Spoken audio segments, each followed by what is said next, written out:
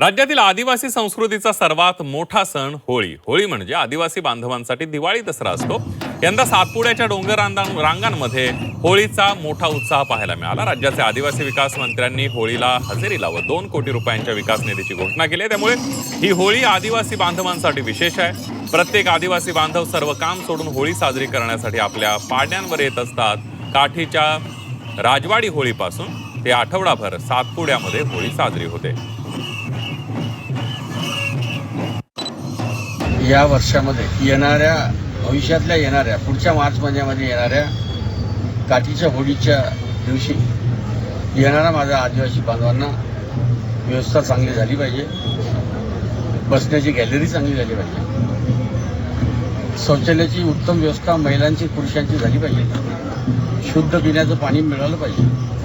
अशा प्रकारचा संकल्प करून आज या ठिकाणी आदिवासी विभागाच्या माध्यमातून त्या ठिकाणी सुविधा पुरवण्याचं मी शब्द दिला, तो खोटा करेल. या होळीमध्ये एक विशेष असतं की होळीचा दांडा जो असतो तो पूर्व दिशेलाच पडला पाहिजे आणि उत्तर किंवा दक्षिण किंवा वेगळ्या दिशेने पडला तर